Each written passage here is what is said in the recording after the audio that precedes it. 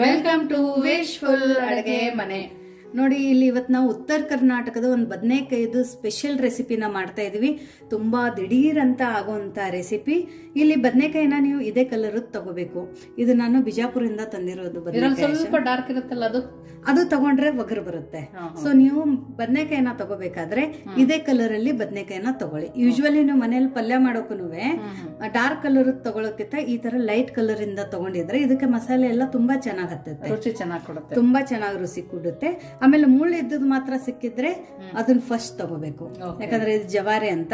ಮುಳ್ಳನ್ನ ನಾವು ಈ ತರ ತಕ್ಕೋಬೇಕು. ಆಶಾ ಬರೀ ಮುಳ್ಳು ಈ ತರ ಮುಳ್ಳನ್ನ ತಕೊಂಡು ಎಲ್ಲಾ ಕಡೆಯಿಂದ, ಯಾಕಂದ್ರೆ ತಿನ್ಬೇಕಾದ್ರೆ ಚೂಸಬಾರ್ದು ಅಂತ ಇದನ್ನೆಲ್ಲಾನು ನಾವು ಈ ತರ ಮುಳ್ಳನ್ನ ತಕ್ಕೊಳ್ಳೋಣ. ತಕೊಂಡ್ಬಿಟ್ಟು ಇದ್ರದ್ದೇನ್ ಇದು ಇದೆಲ್ಲ ಎಜ್ಜು ಅದನ್ನು ನಾವು ಒಂದ್ ಸ್ವಲ್ಪ ಕಟ್ ಮಾಡ್ಕೊಳ್ಳೋಣ. ಜಾಸ್ತಿ ಬೇಡ, ಚಾಕುವಿಂದ ಸ್ವಲ್ಪ ಕಟ್ ಮಾಡ್ಕೊಂಡಿದ್ರೆ ಸಾಕು ಈ ತರ. ಆಮೇಲೆ ಇದನ್ನ ನಾವು 1ರಲ್ಲಿ 4 ಈ ತರ ಕಟ್ ಮಾಡ್ಕೋಬೇಕು. ಹೆಂಗ್ ನಾವು ಬದನೆಕಾಯಿ ಎಣ್ಗಾಯಿನ ಮಾಡ್ಕೋತೀವಲ್ಲ ಆ ತರ ನಾವ್ ಇದನ್ನ ಕಟ್ ಮಾಡ್ಕೋಬೇಕು. ಈ ತರ ಯಾವ ತರ ಈಸಿ ವೇ ಇಂದ ಮಾಡೋದು ಅಂತ ನೋಡೋಣ. ಅದೇ ತರ ಇವಾಗ ನಾವು ಎಲ್ಲಾ ಬದನೆಕಾಯಿನೂ ಇದೇ ತರ ಕಟ್ ಮಾಡ್ಕೊಂಡ್ ಬರೋಣ. ಕಟ್ ಮಾಡಿ ನೀರಿಗೆ ಹಾಕೋಬೇಕಾ? ನೀರಿಗೆ ಹಾಕೋದೇನ್ ಬೇಡ, ಯಾಕಂದ್ರೆ ನಾವು ತುಂಬಾ ದಿಢೀರ್ ಅಂತ ಮಾಡ್ತಾ ಇದೀವಿ. ಒಂದ್ ಕುಕ್ಕರ್ ನ ತಗೊಂಡಿದೀವಿ. ಫ್ಲೇಮ್ ಲೋ ಫ್ಲೇಮ್ ಅಲ್ಲಿ ಇಟ್ಕೊಂಡು 2 ಸ್ಪೂನ್ ಆಗುವಷ್ಟು ಎಣ್ಣೆನ ಸೇರಿಸ್ಕೊಳ್ತಾ ಇದೀವಿ. ಇದಕ್ಕೆ ದಪ್ಪ ತಳ ಇರೋದು ಕುಕ್ಕರನ್ನೇ ತಗೋಬೇಕು ಆಶಾ. ಯಾಕಂದ್ರೆ ಇವತ್ತು ನಾವು ಕುಕ್ಕರ್ ಅಲ್ಲಿ ಮಾಡ್ತಾ ಇದೀವಿ. ಹಂಗೆ ಕಂಪಲ್ಸರಿ ಕುಕ್ಕರನ್ನೇ ತಗೊಳ್ಳಿ. ಕುಕ್ಕರ್ ಇಲ್ಲ ಅಂದ್ರೂ ಬಾಂಡ್ಲಿಯಲ್ಲಿ ಇದೇ ತರ ಮಾಡ್ಕೋಬಹುದು. ಇವಾಗ ಎಣ್ಣೆ ಬಿಸಿ ಆದ ನಂತರ ಇದಕ್ಕೆ ಒಂದ್ ಸ್ವಲ್ಪ ಸಾಸಿವೆ ಮತ್ತೆ ಒಂದ್ ಸ್ವಲ್ಪ ಜೀರಿಗೆನ ಹಾಕೊಳ್ಳೋಣ. ಸೊ ಸಾಸಿವೆ ಜೀರಿಗೆ ಸಿಡಿತಾ ಇರ್ಬೇಕಾದ್ರೆ ಇದ್ರ ಒಳಗಡೆ ಕ್ರಶ್ ಮಾಡ್ಕೊಂಡ್ರು ಅಂತ ಬೆಳ್ಳುಳ್ಳಿನ ಹಾಕೊಳ್ಳೋಣ. ಬೆಳ್ಳುಳ್ಳಿ ತಿನ್ನಲ್ಲ ಅನ್ನೋರು ಬೆಳ್ಳುಳ್ಳಿನ ಸ್ಕಿಪ್ ಮಾಡ್ಕೊಳ್ಳಿ. ಯಾಕಂದ್ರೆ ಇವತ್ತಿನ ರೆಸಿಪಿಗೆ ನಾವು ಈರುಳ್ಳಿನೂ ಹಾಕ್ತಾ ಇಲ್ಲ ಆಶಾ. ಸೊ ಉತ್ತರ ಕರ್ನಾಟಕದ ಇವತ್ತೊಂದು ಸ್ಪೆಷಲ್ ರೆಸಿಪಿ. ಸೊ ಅದಕ್ಕೆ ಬೆಳ್ಳುಳ್ಳಿ ನಾವು ಉತ್ತರ ಕರ್ನಾಟಕದವ್ರು ಒಂದ್ ಸ್ವಲ್ಪ ಬಳಸ್ತೀವಿ. ಬಟ್ ಈರುಳ್ಳಿ ಬೆಳ್ಳುಳ್ಳಿ ತಿನ್ನಲಾರ್ದವ್ರು ಇರ್ತಾರಲ್ಲ, ಸೊ ಅವರು ಬೆಳ್ಳುಳ್ಳಿನ ಸ್ಕಿಪ್ ಮಾಡ್ಕೊಳ್ಳಿ. ಬೆಳ್ಳುಳ್ಳಿ ಹಾಕೋದ್ರಿಂದ ಫ್ಲೇವರ್ ಕೂಡ ತುಂಬಾ ಚೆನ್ನಾಗಿ ಬರ್ತದೆ. ಹೌದು. ಇದಕ್ಕೆ ಒಂದ್ ಸ್ವಲ್ಪ ಕರಿಬೇವು ಸೊಪ್ಪನ್ನ ಹಾಕೊಳ್ಳೋಣ.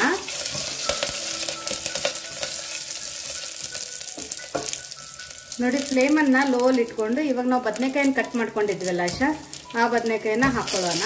ನಾವು ಈ ಬದನೆಕಾಯಿ ಒಳಗಡೆ ಯಾವುದೇ ಮಸಾಲ ಫಿಲ್ ಮಾಡಿಲ್ಲ. ಹೌದು, ಇವನ್ ನೀರಿಗೂ ಹಾಕಿಲ್ಲ. ನಾನು ಬದನೆಕಾಯಿನ ಮುಂಚೆನೆ ತೊಳ್ಕೊಂಡು ಒರೆಸ್ಕೊಂಡು ಇಟ್ಕೊಂಡಿದ್ದೆ. ಹಂಗಾಗ್ಬಿಟ್ಟು ಅವಾಗ ನಾವು ಇದನ್ನ ಯೂಸ್ ಮಾಡ್ಕೊಂಡಿರೋದು. ಫ್ಲೇಮ್ ಅನ್ನ ಲೋ ಅಲ್ಲಿ ಇಟ್ಕೊಳ್ಳಿ. ಆಮೇಲೆ 1 ನಿಮಿಷ ಇದನ್ನ ಫ್ರೈ ಮಾಡ್ಕೊಳ್ಳೋಣ. ಬೆಳ್ಳುಳ್ಳಿ ಹಾಕಿದ ತಕ್ಷಣ ಇಮಿಡಿಯೇಟ್ ಆಗಿ ನೀವು ಹಾಕೋಬಹುದು ಬದನೆಕಾಯಿನ. ನೀವು ಮಾಡೋಕ್ ತುಂಬಾ ಟೈಮ್ ಇದೆ ಅಂದ್ರೆ ಮಾತ್ರ ಸ್ವಲ್ಪ ನೀರಿಗೆ ಉಪ್ಪು ಹಾಕೊಂಡು ಆಮೇಲೆ ಬದನೆಕಾಯಿನ ನೆನೆಸಿಟ್ಕೊಳ್ಳಿ. ಇಲ್ಲ ಇಮಿಡಿಯೇಟ್ ಆಗಿನೇ ಮಾಡ್ತಾ ಇದೀವಿ ನಮ್ ತರ ಅಂದ್ರೆ ನೀರಿಗೆ ಹಾಕೊಳ್ಳೋ ಅವಶ್ಯಕತೆ ಏನಿಲ್ಲ. ಸೊ ನೋಡಿ, ಇವಾಗ ಇದೊಂದ್ ಸ್ವಲ್ಪ ಫ್ರೈ ಆಗಿದೆ. ಫ್ಲೇಮ್ ಅನ್ನ ಲೋಲಿನ ಇಟ್ಕೊಳ್ಳೋಣ. ಸ್ವಲ್ಪ ಅರಿಶಿಣದ ಪುಡಿನ ಹಾಕೊಳ್ಳೋಣ. ತುಂಬಾ ಚೆನ್ನಾಗಿ ಕಲರ್ ಬರುತ್ತೆ. ಸ್ವಲ್ಪ ಕೆಂಪು ಖಾರದ ಪುಡಿ, ಅದ್ರ ಜೊತೆ ಇದಕ್ಕೆ ಉತ್ತರ ಕರ್ನಾಟಕದ ಸ್ಪೆಷಲ್ ಮಸಾಲೆ ಖಾರ. ಇದು ಇಲ್ಲದೆ ಬದನೆಕಾಯಿ ಎಣ್ಗಾಯಿನೇ ಆಗಲ್ಲ. ಇವಾಗ ಇದಕ್ಕೇನೆ ಹುರಿದಿರೋದು ಕಡಲೆ ಬೀಜ ಇರುತ್ತಲ್ಲ, ಹುರಿದಿರೋದು ಕಡಲೆ ಬೀಜದ ಪುಡಿನ ಹಾಕೋತಾ ಇರೋದು. ತುಂಬಾ ಫೈನ್ ಪೌಡರ್ ಮಾಡ್ಕೋಬೇಡಿ, ಸ್ವಲ್ಪ ತರಿ ತರಿಯಾಗಿನೇ ಇರಬೇಕು. ಇದಕ್ಕೇನೆ ಹುಚ್ಚೆಳದ ಪುಡಿನ ಹಾಕೋತಾ ಇರೋದು. ಇದು ಹಾಕೊಳ್ಳೋದ್ರಿಂದ ತುಂಬಾ ಚೆನ್ನಾಗಿ ಫ್ಲೇವರ್ ಬರುತ್ತೆ. ಸೊ ಇವಾಗ ಇದನ್ನ ಇಮಿಡಿಯೇಟ್ ಆಗಿ ನಾವು ಮಿಕ್ಸ್ ಮಾಡ್ಕೊಳ್ಳೋಣ. ಯಾಕಂದ್ರೆ ಖಾರ ಎಲ್ಲ ಸೀದ್ ಹೋಗಬಾರ್ದು ತೆಳಗಡೆ. ಹೌದು. ನಿಮ್ ಉತ್ತರ ಕರ್ನಾಟಕ ಪೌಡರ್ ನಮ್ಮ ಹತ್ರ ಇರಲ್ವಲ್ಲ ಪ್ರತಿಭಾ? ಹೌದು. ನಮ್ಮಂತವ್ರು ಹೆಂಗ್ ಮಾಡ್ಕೊಳ್ಳೋದು? ಉತ್ತರ ಕರ್ನಾಟಕದ್ದು ಪೌಡರ್ ಇಲ್ದೇನು ನಾವು ಬದನೆಕಾಯಿ ಎಣ್ಗಾಯಿನ ತುಂಬಾ ಸುಲಭವಾಗಿ ಮಾಡ್ಕೋಬಹುದು.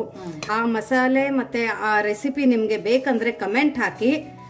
ಉತ್ತರ ಕರ್ನಾಟಕದ ಖಾರದ ಪುಡಿ ಇಲ್ದೇನು ಬದನೆಕಾಯಿನ ಹೇಗ್ ಮಾಡೋದು ಅಂತ ನಾನು ನಿಮ್ಗೆ ಹೇಳ್ಕೊಡ್ತೀನಿ. ಸೊ ನೋಡಿ, ಇವಾಗ ಲೋ ಫ್ಲೇಮ್ ಅಲ್ಲಿ ಇದೆಲ್ಲ ಚೆನ್ನಾಗಿ ಮಿಕ್ಸ್ ಆಗಿದೆ ಅಲ್ಲ ಆಶಾ.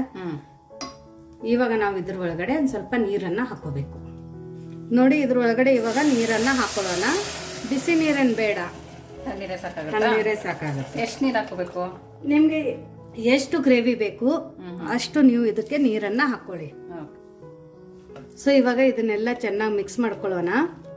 ಫ್ಲೇವರ್ ಕೂಡ ಸಕ್ಕತ್ತಾಗಿ ಬರ್ತದೆ. ಇವಾಗಲೇ ಕಡಲೆ ಬೀಜ, ಹುಚ್ಚೆಳದ ಪುಡಿ ಎಲ್ಲ ಮಿಕ್ಸ್ ಆಗಿರೋದ್ರಿಂದ. ಹೌದು. ಸೊ ನೋಡಿ, ಇವಾಗ ಇನ್ನು ಫ್ಲೇಮ್ ಅನ್ನ ನಾನು ಲೋ ಅಲ್ಲಿ ಇಟ್ಕೊಂಡಿದ್ದೀನಿ. ಇದಕ್ಕೆ ಉಪ್ಪು ಹಾಕೊಂಡಿಲ್ಲ ಆಶಾ ಇನ್ನು.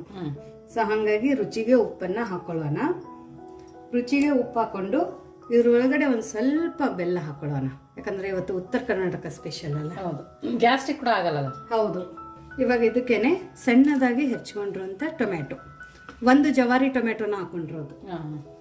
ನಾಟಿ ಟೊಮೆಟೊ ಹುಳಿ ಇರುತ್ತೆ ಆಶಾ. ಇಲ್ಲ ಅಂದ್ರೆ ನೀವು ನಾರ್ಮಲ್ ಆಗಿ ಹುಳಿ ಇರ್ಲಾರ ಟೊಮೆಟೊ ಹಾಕೊಂಡಿದ್ರೆ 2 ಹಾಕೊಳ್ಳಿ. ಇಲ್ಲ ಅಂದ್ರೆ ಹುಂಚೆನ್ ಹುಳಿ ಇರುತ್ತಲ್ಲ ಅದನ್ನು ಹಾಕೋಬಹುದು. ಸೊ ಇದು ಒಗ್ಗರಣೆಗೆ ಹಾಕೋಬಾರ್ದು ಟೊಮೆಟೊ. ಅದ್ರದ್ದೇ ಒಂದು ಫ್ಲೇವರ್ ಬೇರೆ, ಇದ್ರದ್ದೇ ಫ್ಲೇವರ್ ಬೇರೆ ಬರುತ್ತೆ. ನಾವು ಬದನೆಕಾಯಿ ಹಾಕಿ ಎಲ್ಲ ಹಾಕಿ ನೀರು ಕುದಿಯೋ ಟೈಮಲ್ಲಿ ಟೊಮೆಟೊ ಹಾಕೋಬೇಕು. ಹೌದು.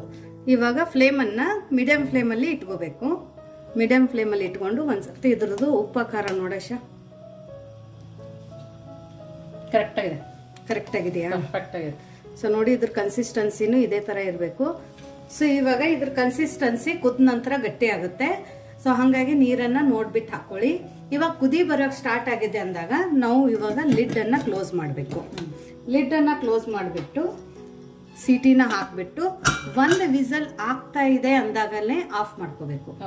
ಅಥವಾ ನಿಮ್ದು ಕುಕ್ಕರ್ದ ವಿಸಲ್ ತುಂಬಾ ಬೇಗ ಬರುತ್ತೆ ಅಂದ್ರೆ 1 ವಿಸಲ್ ಆಫ್ ಮಾಡಿ. ಲೇಟ್ ಆಗಿ ಬರುತ್ತೆ ಅಂದ್ರೆ 1 ವಿಸಲ್ ಆಗೋಷ್ಟರಲ್ಲಿ ಆಫ್ ಮಾಡಿ.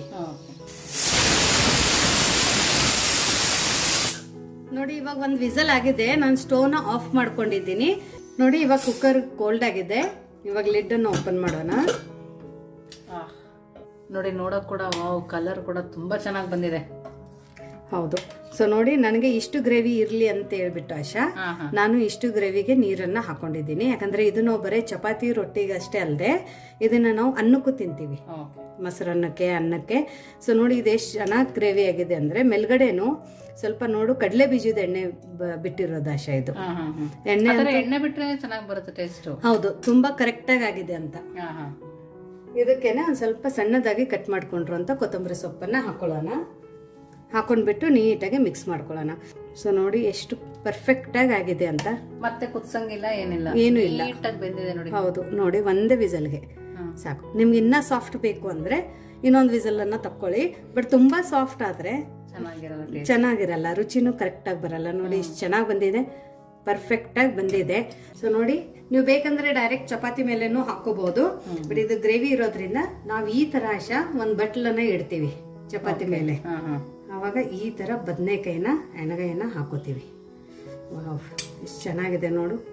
ಇದ್ರ ಮೇಲ್ಗಡೆ ಬದನೆಕಾಯಿ ಗ್ರೇವಿ ಕೂಡ ನೀಟಾಗಿ ಬಂದಿದೆ, ಪರ್ಫೆಕ್ಟ್ ಆಗಿದೆ ಅಂತ ಕಾಣಿಸ್ತಾ ಇದೆ ನೋಡಿ. ಎಣ್ಣೆ ಎಲ್ಲ ಬಿಟ್ಟಿದೆ ನೀಟಾಗಿ, ಮತ್ತೆ ಥಿಕ್ನೆಸ್ ಕರೆಕ್ಟ್ ಆಗಿದೆ. ನೀವು ಬೇಕಂದ್ರೆ ಇದ್ರ ಮೇಲ್ಗಡೆ ಸ್ವಲ್ಪ ಲೆಮನ್ ಹಿಂಡ್ಕೊಂಡ್ ತಿನ್ಬಹುದು, ಅಕಸ್ಮಾತ್ ಹುಳಿ ಹಾಕಿಲ್ಲ ಅಂದ್ರೆ. ಸೊ ಇದನ್ನ ಇವಾಗ ಈ ತರ ಚಪಾತಿನ ಮುರ್ಕೊಂಡು ನೋಡಿ ಎಷ್ಟು ಚೆನ್ನಾಗಿದೆ ಅಂದ್ರೆ ಆಶಾ ನೋಡು. ಇದ್ರ ಜೊತೆ ನೆಂಚ್ಕೊಳಕ್ಕೆ ಸೌತೆಕಾಯಿ ಕರೆಕ್ಟ್ ಆಗಿದೆ. ಆಮೇಲೆ ಈರುಳ್ಳಿ ಮಸಾಲ ಕೂಡ ತುಂಬಾ ಚೆನ್ನಾಗಿದೆಯಾ? ತುಂಬಾ ಟೇಸ್ಟಿ. ಚಪಾತಿ ನೋಡಿ ಎಷ್ಟು ಸಾಫ್ಟ್ ಇದೆ ಅಂದ್ರೆ ಒಂದೇ ಕೈಯಿಂದ ಮುರಿದ್ರೆ ಬರ್ತಾ ಇದೆ, ಅಷ್ಟು ಚೆನ್ನಾಗಿದೆ ನೋಡಿ. ಬದನೆಕಾಯಿ ಇಮಿಡಿಯೇಟ್ ಆಗಿ ಕಟ್ ಆಗ್ತಾ ಇದೆ. ಸೊ ಇಲ್ಲಿ ಬದನೆಕಾಯಿನ ತಗೊಂಡು ತೊಳೆದ್ ಬಿಟ್ಟು ಒರೆಸ್ಕೊಂಡು ತಗೊಂಡಿದ್ದೀನಿ. ಸೊ ಇದಕ್ಕೆ ಇವಾಗ ನಾವು ಎಲ್ಲಾ ಬದನೆಕಾಯಿಗೆ ಚೆನ್ನಾಗಿ ಎಣ್ಣೆ ಒರೆಸ್ಕೋಬೇಕು. ಬದನೆಕಾಯಿ ಪರ್ಪಲ್ ಕಲರ್ ಇರುತ್ತಲ್ಲ ಅದನ್ನು ತಗೋಬಹುದು. ಯೂಶುವಲಿ ನೀವು ಉತ್ತರ ಕರ್ನಾಟಕದ ರೆಸಿಪಿ ಮಾಡ್ಬೇಕಂದ್ರೆ ಪರ್ಪಲ್ ಕಲರ್ ಕಿಂತ ಈ ತರ ಕಲರ್ ತಗೊಂಡ್ರೆ ಒಳ್ಳೇದು. ಅದೊಂದ್ ಸ್ವಲ್ಪ ಕಹಿ ಬರುತ್ತೆ, ಇದಕ್ಕೆ ರುಚಿ ಜಾಸ್ತಿ ಇರುತ್ತೆ. ಸೊ ನೋಡಿ ಇದಕ್ಕೆ ಎಲ್ಲ ಈ ತರ ನೀಟಾಗಿ ಎಣ್ಣೆ ಒರೆಸ್ಕೊಂಡ್ ಬಿಡ್ಬೇಕು. ನಾವು ಅಡುಗೆಗೆ ಯಾವ ಎಣ್ಣೆ ಯೂಸ್ ಮಾಡ್ತೀವಲ್ಲ ಅದೇ ಎಣ್ಣೆನೆ. ಇಲ್ಲಿ ಮೇಲ್ಗಡೆನು ಮುಳ್ಳೋದೇನು ತೆಗೆಯೋದು ಅವಶ್ಯಕತೆ ಇಲ್ಲ. ಸೊ ಹಿಂಗೇನೆ ಇವಾಗ ಎಣ್ಣೆನ ಒರೆಸ್ಕೊಂಡಿದೀವಲ್ಲ ನಾವು. ಸೊ ಇದನ್ನ ಇವಾಗ ಸುಡೋಣ. ನೋಡಶ ನನ್ನ ಹತ್ರ ಇದು ಹಪ್ಪಳ ಸುಡೋದಿರುತ್ತಲ್ಲ, ರೊಟ್ಟಿ ಹಪ್ಪಳ ಸುಡೋದು ನೆಟ್ಟು, ಅದನ್ನ ತಗೊಂಡಿದ್ದೀನಿ. ಅಕಸ್ಮಾತ್ ನಿಮ್ ಹತ್ರ ಇಲ್ಲ ಅಂದ್ರೂ ನಾವು ಬದನೆಕಾಯಿ ಇದ್ರ ಮೇಲ್ಗಡೆನೆ ಈ ತರ ಇಟ್ಕೊಂಡು ಸುಡಬಹುದು, ಆಯ್ತಾ. ಬಟ್ ನಾನು ಇವಾಗ ನನ್ನ ಹತ್ರ ನೆಟ್ ಇದೆ. ಸೊ 4 ಬದನೆಕಾಯಿನ ಎಟ್ ಎ ಟೈಮ್ ಸುಡ್ತಾ ಇದ್ದೀನಿ. ಹಂಗಾಗ್ಬಿಟ್ಟು ಈ ನೆಟ್ ಅನ್ನ ಇಟ್ಕೊಂಡು ನಾವು ಬದನೆಕಾಯಿನ ಸುಡೋಣ. ಫ್ಲೇಮ್ ಅನ್ನ ಹೈಯಲ್ಲಿ ಇಟ್ಕೊಂಡು ಈ ತರ ಈ ಬದನೆಕಾಯಿನ ಇಟ್ಕೊಳ್ಳೋಣ.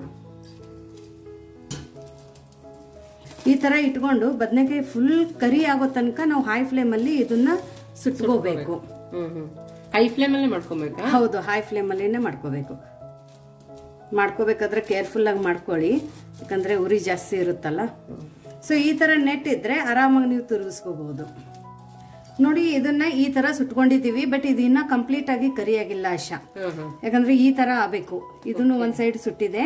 ಸೊ ಇದೇ ತರ ತಿರುಗಿಸ್ಕೋತ್ ನಾವು ಈ ಕಲರ್ ಬರೋ ತನಕನೂ ಸುಟ್ಕೋಬೇಕು, ಫುಲ್ ಬ್ಲಾಕ್ ಆಗೋ ತನಕ. ಸೊ ನೋಡಿ ಇವಾಗ ಬದನೆಕಾಯಿ ಚೆನ್ನಾಗಿ ಸುಟ್ಟಿದೆ. ನಾನು ಫ್ಲೇಮ್ ಅನ್ನ ಆಫ್ ಮಾಡ್ತಾ ಇದ್ದೀನಿ ಆಶಾ. ಫ್ಲೇಮ್ ಅನ್ನ ಆಫ್ ಮಾಡಿ ನೀವು ಈ ತರ ಪ್ರೆಸ್ ಮಾಡಿ ನೋಡಿ. ಅವಾಗ ಇದು ಸಾಫ್ಟ್ ಅನ್ಸಿದ್ರೆ ಇದು ಬದನೆಕಾಯಿ ಚೆನ್ನಾಗಿ ರೋಸ್ಟ್ ಆಗಿದೆ ಅಂತ. ಚೆನ್ನಾಗಿ ಸುಟ್ಟಿದೆ ಅಂತ. ನೋಡು ಎಲ್ಲಾ ಬದನೆಕಾಯಿನೂ ನಾವು ಅದೇ ತರ ಸುಟ್ಕೊಂಡಿದೀವಿ. ಸೊ ಇವಾಗ ಇದನ್ನ ರೂಮ್ ಟೆಂಪರೇಚರ್ಗೆ ಕೋಲ್ಡ್ ಮಾಡ್ಕೋಬೇಕು. ಸೊ ಇದು ಒಂದ್ಸರ್ತಿ ಎಲ್ಲ ತಣ್ಣಗಾದ ನಂತರ ಮುಂದೆ ಏನ್ ಮಾಡೋದು ಅಂತ ನೋಡೋಣ. ಇವಾಗ ಇದು ತಣ್ಣಗಾಗೋ ತನಕ ಆಶಾ ಒಂದ್ ಶಾರ್ಟ್ ಕ್ಲಿಪ್ ಅನ್ನ ನೋಡ್ಕೊಳ್ಳೋಣ.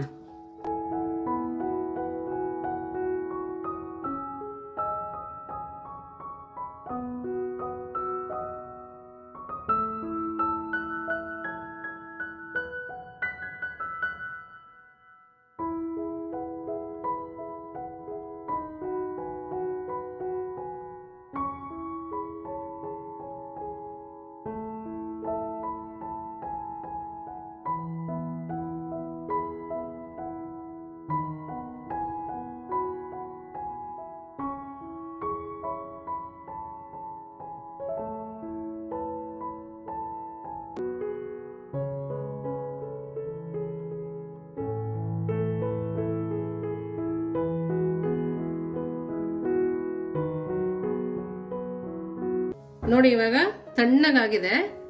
ಇದನ್ನ ನಾವು ಸಿಪ್ಪೆನ ತಕ್ಕೊಬೇಕು. ಕೈಗೆ ಸ್ವಲ್ಪ ನೀರ್ ಹಾಕಿ ನೀಟಾಗಿ ಸಿಪ್ಪೆನ ಬಿಡಿಸ್ಕೊಬೇಕು. ನೋಡಿ ಈ ತರ ಬಿಡಿಸ್ಕೊಬೇಕು. ನೀರ್ ಹಚ್ಚಿ ಸಿಪ್ಪೆ ಬಿಡಿಸೋದ್ರಿಂದ ಆಶಾ ಸಿಪ್ಪೆ ಬದನೆಕಾಯಿಗೆ ಆ ಕಡೆ ಈ ಕಡೆ ಎಲ್ಲ ಕಡೆ ಹತ್ಕೊಳ್ಳಲ್ಲ. ನೋಡಿ ತುಂಬಾ ನೀಟಾಗಿ ಬಂದ್ಬಿಡುತ್ತೆ, ಅಷ್ಟು ಚೆನ್ನಾಗಿ ಬರುತ್ತೆ. ಸೊ ಇದೇ ತರ ಎಲ್ಲಾ ಬದನೆಕಾಯಿದು ನಾವು ಸಿಪ್ಪೆನ ಬಿಡಿಸ್ಕೊಂಡು ಬರೋಣ. ನೋಡಿ ಒಂದ್ ಸ್ವಲ್ಪ ನೀರ್ ಹಾಕಿದ್ರೆ ಸಾಕು, ನೀಟಾಗಿ ಬರುತ್ತೆ.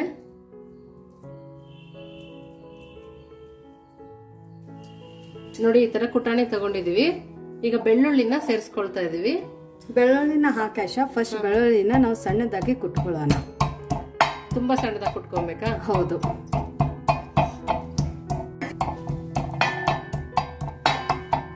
ಸೊ ನೋಡಿ ಆಶಾ ಇದನ್ನು ನಾವು ಈ ತರ ಕುಟ್ಕೊಂಡ್ ಬಂದಿದೀವಿ ಸಣ್ಣದಾಗಿ. ಇವಾಗ ಬದನೆಕಾಯಿ ಸುಟ್ಟಿದ್ವಲ್ಲ, ಸೊ ಆ ಬದನೆಕಾಯಿನ ಇವಾಗ ಇದ್ರ ಒಳಗಡೆ ಹಾಕೊಳ್ಳೋಣ. ಸೊ ನೋಡಿ ಸುಟ್ಟಿರೋ ಬದನೆಕಾಯಿ ಹಿಂದ್ಗಡೆ ನಾವ್ ಇನ್ನ ತೆಗ್ದಿಲ್ಲಲ್ಲ, ಸೊ ಈ ತರ ಕಟ್ ಮಾಡ್ಬಿಟ್ಟು ಸ್ಪೂನ್ ಇಂದ, ಯಾಕಂದ್ರೆ ಆಲ್ರೆಡಿ ಇದು ಸಾಫ್ಟ್ ಆಗಿದೆ. ಫುಲ್ ಬದನೆಕಾಯಿನೂ ಹಾಕೋಬೇಕಾ? ಹೌದು. ನೋಡಿ ಈ ತರ ಬದನೆಕಾಯಿ ಸುಟ್ಟಿರೋದನ್ನ ಇದ್ರ ಒಳಗಡೆ ಹಾಕೊಳ್ಳೋಣ. ಎಲ್ಲಾ ಬದನೆಕಾಯಿನೂ ಇದೇ ತರ ಹಾಕೋಬೇಕು. ಇದಕ್ ಜಾಸ್ತಿ ಎಣ್ಣೆನೂ ಬೇಕಾಗಿಲ್ಲ ಅಲ್ಲ? ಎಣ್ಣೆ ಏನೂ ಬೇಕಾಗಿಲ್ಲ ಇದಕ್ ಜಾಸ್ತಿ, 1 ಸ್ಪೂನ್ ಇದ್ರೆ ಸಾಕು. ಇವಾಗ ಒಂದ್ ಶಾರ್ಟ್ ಕ್ಲಿಪ್ ತೋರಿಸಿದ್ದೆ ನಿಮ್ಗೆ ಬದನೆಕಾಯಿ ಸುಟ್ಟ ನಂತರ. ಆ ಶಾರ್ಟ್ ಕ್ಲಿಪ್ ಹೇಗ ಅನಿಸ್ತು ಅಂತ ಕಮೆಂಟ್ ಮೂಲಕ ಹೇಳಿ. ಆಮೇಲೆ ಉತ್ತರ ಕರ್ನಾಟಕದ ಸುಮಾರು ರೆಸಿಪಿಗಳು ನಾವು ಅಪ್ಲೋಡ್ ಮಾಡಿದ್ದೀವಿ ಚಾನೆಲ್ ಅಲ್ಲಿ. ಸೊ ಉತ್ತರ ಕರ್ನಾಟಕದೇ ಒಂದು ಪ್ಲೇ ಲಿಸ್ಟ್ ಸಹ ನಾನು ಮಾಡಿದ್ದೀನಿ. ವಿಶ್ಫುಲ್ ಅಡುಗೆ ಮನೆದು ನೀವು ವೆಬ್ ಪೇಜ್ ಮೇಲೆ ಹೋಗಿದ್ರೆ ಯೂಟ್ಯೂಬ್ ಅಲ್ಲಿ ನಿಮ್ಗೆ ಉತ್ತರ ಕರ್ನಾಟಕದ ಎಲ್ಲ ಸೀರೀಸ್ ಅನ್ನ ಸಿಗುತ್ತೆ, ರೆಸಿಪಿ ಸೀರೀಸು. ನೋಡಿ ಎಲ್ಲಾ ಬದನೆಕಾಯಿನೂ ಹಾಕೊಂಡಿದೀವಿ. ನೋಡಿ ಇವಾಗ ರುಚಿಗೆ ಉಪ್ಪನ್ನ ಹಾಕೊಳ್ಳಿ. ಉಪ್ಪನ್ನ ಹಾಕೊಂಡು ಮತ್ತೆ ಇದನ್ನ ಆಶಾ ನಾವು ಕುಟ್ಕೊಂಡು ಬರೋಣ. ಇದು ಜಸ್ಟ್ ಲೈಟ್ ಆಗಿ ನಾವು ಈ ತರ ಪ್ರೆಸ್ ಮಾಡಬೇಕು. ಕುಟ್ಟೋದು ಅಂದ್ರೆ ಬೆಳ್ಳುಳ್ಳಿ ಕುಟ್ತೀವಿ ಆ ತರ ಕುಟ್ಟೋಕ್ ಹೋಗ್ಬೇಡಿ, ಇಲ್ಲ ಫುಲ್ ಸ್ಮ್ಯಾಶ್ ಆಗಿಬಿಡುತ್ತೆ. ತುಂಬಾ ಸ್ಮ್ಯಾಶ್ ಆದ್ರೂ ಇದ್ರ ಟೇಸ್ಟ್ ಚೆನ್ನಾಗಿ ಬರಲ್ಲ. ಹಂಗಾಗಿ ಜಸ್ಟ್ ಇದನ್ನ ಈ ತರ ಪ್ರೆಸ್ ಮಾಡ್ಕೋತೀವಿ.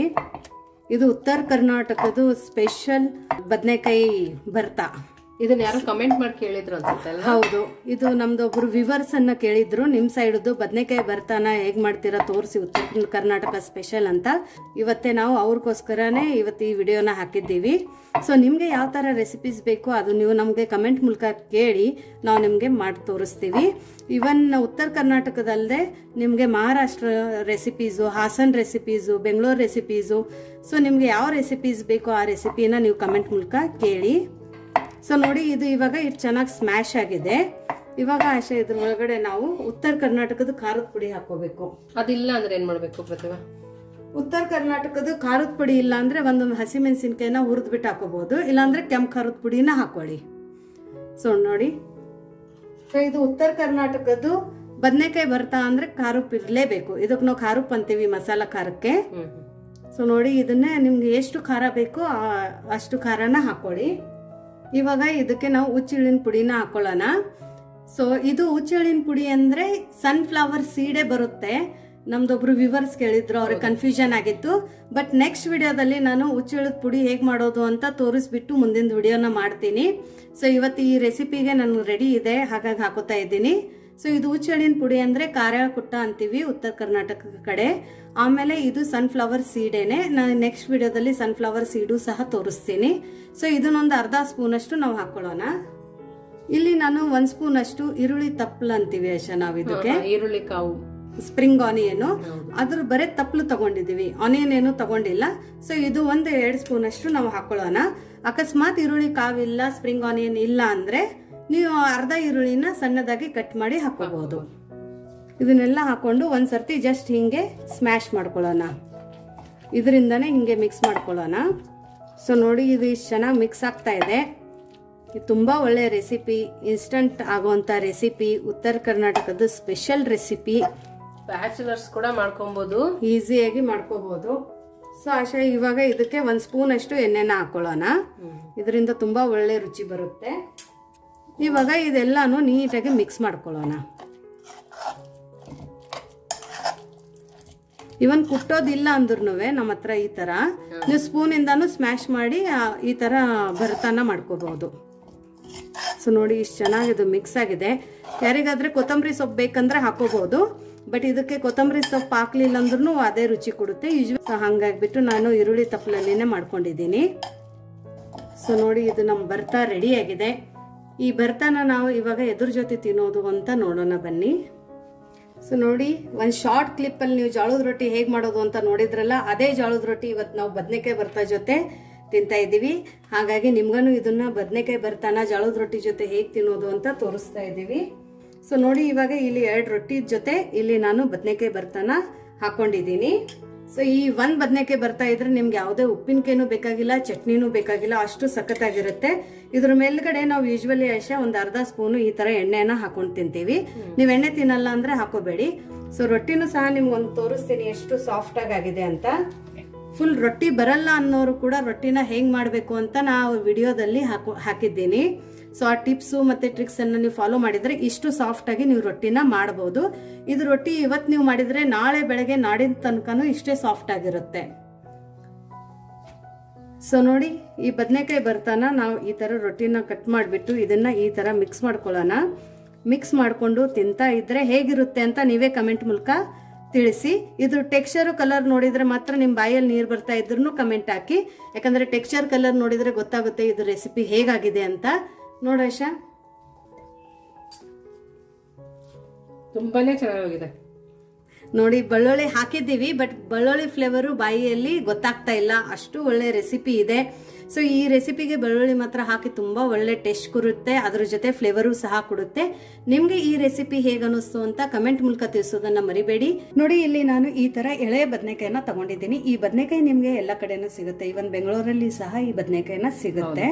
ಸೊ ಇವಾಗ ಈ ಬದನೆಕಾಯಿನ ತಗೊಂಡು ಇದ್ರ ಮಧ್ಯದಲ್ಲಿ ನಾವು ಎಣ್ಗಾಯಿಗೆ ಯಾವ ತರ ಕಟ್ ಮಾಡ್ಕೋತೀವಿ ಆ ತರ ಹಿಂಗೆ 4 ಭಾಗದಲ್ಲಿ ನಾವು ಇದನ್ನ ಕಟ್ ಮಾಡ್ಕೋಬೇಕು. ಇದು ಮುಳ್ಳು ಬದನೆಕಾಯಿ ಅಂತೀವಲ್ಲ, ಆ ಬದನೆಕಾಯಿ ಮುಳ್ಳೆಲ್ಲ ತೆಗ್ದಿದೀವಿ, ಮುಳ್ಳನ್ನ ತೆಗಿಬೇಕು. ಸೊ ನೋಡಿ ಈ ತರ. ಸೊ ಒಳಗಡೆ ಕಪ್ಪಾಗಿದ್ದು ಮಾಡಿದ್ದು ಎಲ್ಲ ಗೊತ್ತಾಗುತ್ತೆ.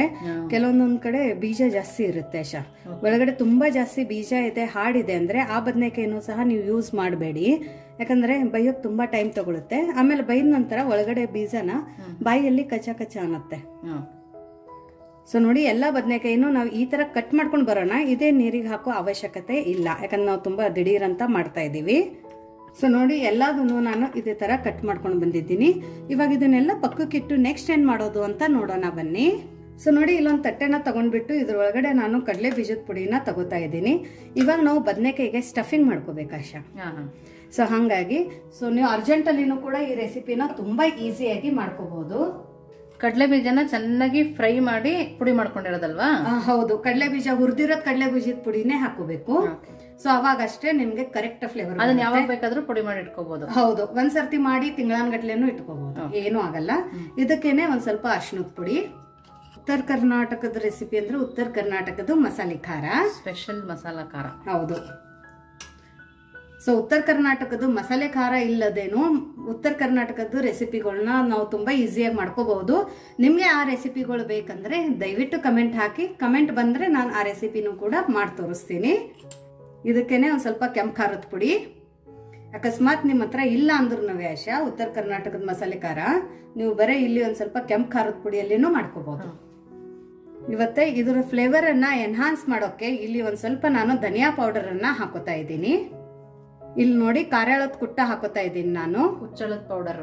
ಹೌದು, ಇದು ಹಾಕೊಂಡ್ರೆ ತುಂಬಾ ಚೆನ್ನಾಗಿ ಫ್ಲೇವರ್ ಬರುತ್ತೆ. ಹಾಗೂ ಹುಚ್ಚು ಎಳ್ಳೋದ್ರಿಂದ ತುಂಬಾ ನ್ಯೂಟ್ರಿಷನಲ್ ಬೆನಿಫಿಟ್ಸ್ ಇದಾವೆ. ನಿಮ್ ಸ್ಕಿನ್ನಿಗಂತೂ ಇದು ತುಂಬಾ ಚೆನ್ನಾಗಿದೆ. ಡೈಲಿ ಅಟ್ಲೀಸ್ಟ್ ನೀವು ಅರ್ಧ ಸ್ಪೂನ್ ಅಷ್ಟು ಹುಚ್ಚು ಎಳ್ಳದ ಪುಡಿನ ನೀವು ಕನ್ಸ್ಯೂಮ್ ಮಾಡಿದ್ರೆ ನಿಮ್ ಸ್ಕಿನ್ ಟೋನು ಮತ್ತೆ ಸ್ಕಿನ್ ತುಂಬಾ ಚೆನ್ನಾಗಿರುತ್ತೆ. ಅದ್ರ ಜೊತೆ ನಿಮ್ಗೆ ತುಂಬಾ ನ್ಯೂಟ್ರಿಷನ್ ಕೂಡ ಸಿಗುತ್ತೆ. ಹಾಸನ್ ಕಡೆನೂ ಪ್ರತಿಭಾ ರಾಗಿ ರೊಟ್ಟಿ ಹುಚ್ಚೆಳ್ಳು ಚಟ್ನಿ ಮಾಡ್ತಾರೆ, ತುಂಬಾನೇ ಚೆನ್ನಾಗಿರುತ್ತೆ. ಹೌದಾ?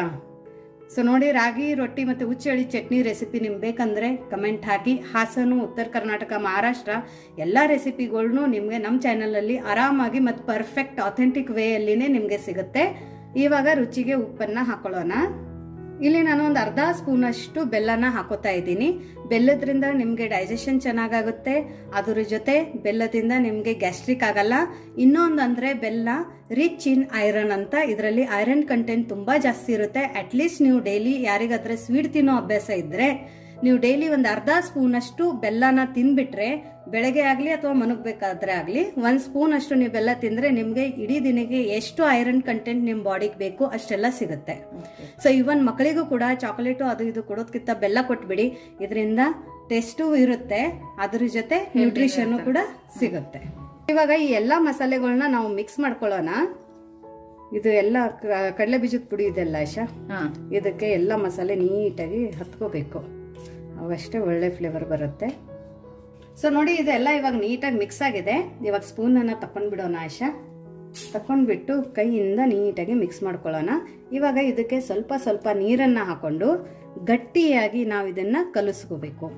ಲೂಸ್ ಮಾಡೋದ್ರಿಂದ ಗಟ್ಟಿಯಾಗಿರ್ಬೇಕಲ್ವಾ? ಹೌದು, ಕೈಯಿಂದ ಕಲ್ಸಿದ್ರೆ ನೀಟಾಗಿ ಕಲ್ಸಬಹುದು. ಹೌದು, ಮನೆಯಲ್ಲಿ ನೀವು ಕಡಲೆ ಬೀಜದ ಪುಡಿ ಮಾಡ್ಕೊಂಡು ಇಟ್ಕೊಂಡ್ಬಿಟ್ರೆ ಯಾವಾಗ ಬೇಕು ಅವಾಗೆ ಬರೀ 10 ನಿಮಿಷದಲ್ಲಿ ಮಾಡ್ಕೋಬಹುದು.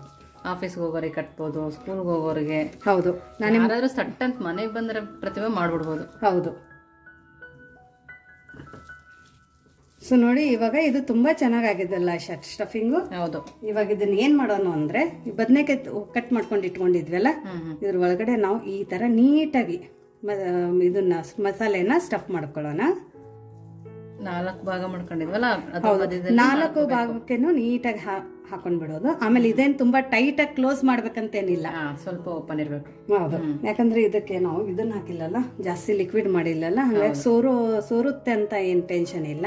ಸೊ ಎಲ್ಲದನ್ನು ನಾವು ಇದೇ ತರ ಸ್ಟಫ್ ಮಾಡ್ಕೊಂಡು ಬರೋಣ. ಸೊ ನೋಡಿ, ಈ ತರ ಎಲ್ಲ ಸ್ಟಫಿಂಗ್ ಅನ್ನ ನಾವು ಹಚ್ಕೊಂಡಿರೋದು, ಇದ್ರ ಒಳಗಡೆ ಸ್ಟಫ್ ಮಾಡ್ಕೊಂಡಿರೋದು ನೋಡಿ. ಇದು ಮಿಕ್ಕಿರೋ ಸ್ಟಫಿಂಗ್ ಅನ್ನ ನಾವು ಇದೇ ತರ ಇಟ್ಕೊಂಡ್ ಬಿಡೋಣ. ಇದ್ರ ಯೂಸ್ ನಮ್ಗೆ ಆಮೇಲೆ ಆಗುತ್ತೆ. ಇವಾಗ ನೆಕ್ಸ್ಟ್ ಏನ್ ಮಾಡೋದು ಅಂತ ನೋಡೋಣ ಬನ್ನಿ. ನೋಡಿ, ಇಲ್ಲಿ ಒಂದು ಇಡ್ಲಿ ಪಾತ್ರೆನ ತಗೊಂಡಿರೋದು. ಇಡ್ಲಿ ಪಾತ್ರೆ ಇಲ್ಲ ಅಂದ್ರೂ ನೀವು ದಪ್ಪ ತಳ ಇರೋ ಪಾತ್ರೆನೂ ತಗೋಬಹುದು. ತಗೊಂಡ್ಬಿಟ್ಟು ಇದ್ರ ಒಳಗಡೆ ಒಂದ್ ಸ್ವಲ್ಪ ನೀರನ್ನ ಹಾಕೊಳ್ಳೋಣ. ನೀವು ಇಡ್ಲಿ ಸ್ಟೀಮ್ ಮಾಡೋಕೆ ಎಷ್ಟು ನೀರ್ ಹಾಕೋತಿರಲ್ಲ ತೆಳಗಡೆ, ಅಷ್ಟು ನೀರನ್ನ ನಾವು ಹಾಕೋಬೇಕು. ಸೊ ಇವಾಗ ಇದ್ರ ಮೇಲ್ಗಡೆ ನಾವು ಇಡ್ಲಿ ಮಾಡೋದು ಪ್ಲೇಟ್ ಅನ್ನ ಇಡೋಣ. ಇಟ್ಬಿಟ್ಟು ಇವಾಗ ನಾವು ಇದನ್ನ ಮಾಡ್ಕೊಂಡಿದ್ವಲ್ಲ ಸ್ಟಫಿಂಗು, ಬದನೆಕಾಯ್ದು, ಅದನ್ನ ಇಟ್ಬಿಟ್ಟು ಇದನ್ನ ನಾವು ಸ್ಟೀಮ್ ಮಾಡ್ಕೋಬೇಕು. ಸೊ ನೀವು ಇಡ್ಲಿ ಎಷ್ಟೋ ತನಕ ಸ್ಟೀಮ್ ಮಾಡ್ಕೋತೀರಾ? ಅಡ್ಲಿ ಒಂದು 7 ನಿಮಿಷ ಇದನ್ನ ನಾವು ಸ್ಟೀಮ್ ಮಾಡ್ಕೊಳ್ಳೋಣ. 7 to 10 ಮಿನಿಟ್ಸ್ ಮೀಡಿಯಂ ಫ್ಲೇಮ್ ಅಲ್ಲಿ ನಾವು ಇದನ್ನ ಸ್ಟೀಮ್ ಮಾಡ್ಕೋಬೇಕು. ಸೊ ಇವಾಗ ಲಿಡ್ ಅನ್ನ ಕ್ಲೋಸ್ ಮಾಡಿಬಿಟ್ಟು ಇದನ್ನ ನಾವು ಇವಾಗ ಒಂದು 7 ನಿಮಿಷ ಸ್ಟೀಮ್ ಮಾಡ್ಕೊಂಡು ಬರೋಣ. ಸೊ ನೋಡಿ, ಇವಾಗ ನಮ್ಮ ಬದನೆಕಾಯಿ ಸ್ಟೀಮ್ ಆಗಿದೆ. ನಾನು ಫ್ಲೇಮ್ ಅನ್ನ ಆಫ್ ಮಾಡ್ಕೊಂಡಿರೋದು. ಇವಾಗ ನಾವು ಸ್ಟೀಮ್ ಆಗಿರೋದನ್ನ ಮೇಲ್ಗಡೆದು ಕ್ಯಾಪ್ ಅನ್ನ ತಕೊಳ್ಳೋಣ. ಎಷ್ಟು ಚೆನ್ನಾಗಿದೆ, ತುಂಬಾ ಸಾಫ್ಟ್ ಆಗಿ ಬೆಂದಿದೆ ನೋಡಾಶ. ಚಪಾತಿ ಆಗೋಷ್ಟ್ರಲ್ಲಿ 2 ಕೆಲಸ ಅಟ್ ಎ ಟೈಮ್ ಆಯ್ತು. ಸೊ ಇವಾಗ ನಾವು ಇದನ್ನ ಪಕ್ಕಕ್ಕೆ ಇಟ್ಕೊಂಡು ನೆಕ್ಸ್ಟ್ ಏನ್ ಮಾಡೋದು ಅಂತ ನೋಡೋಣ ಬನ್ನಿ. ಸೊ ನೋಡಿ, ಇಲ್ಲೊಂದು ಬನ್ಲಿನ ಇಟ್ಕೊಂಡಿರೋದು. ಇದ್ರ ಒಳಗಡೆ ನಾವು ಒಂದು 2 ಸ್ಪೂನ್ ಅಷ್ಟು ಎಣ್ಣೆನ ಹಾಕೊಳ್ಳೋಣ. ಇವಾಗ ಫ್ಲೇಮ್ ಅನ್ನ ನಾವು ಮೀಡಿಯಂ ಅಲ್ಲಿ ಇಟ್ಕೊಂಡು ಇದಕ್ಕೆ ಒಂದು ಸ್ವಲ್ಪ ಸಾಸಿವೆ, ಸ್ವಲ್ಪ ಜೀರಿಗೆ, ಆಮೇಲೆ ಬೆಳ್ಳುಳ್ಳಿನ ನಾನು ಇಲ್ಲಿ ಕಟ್ ಮಾಡಿ ಹಾಕೊಂಡಿದ್ದೀನಿ.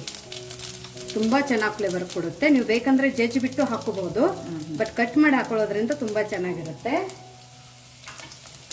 ಬೆಳ್ಳುಳ್ಳಿ ಹಾಕೊಂಡು ಇಮಿಡಿಯೇಟ್ ಆಗಿ ಇಲ್ಲಿ ನಾನು ಸಣ್ಣದಾಗಿ ಕಟ್ ಮಾಡ್ಕೊಂಡಿರುವಂತ ಈರುಳ್ಳಿನ ಹಾಕೋತಾ ಇದ್ದೀನಿ.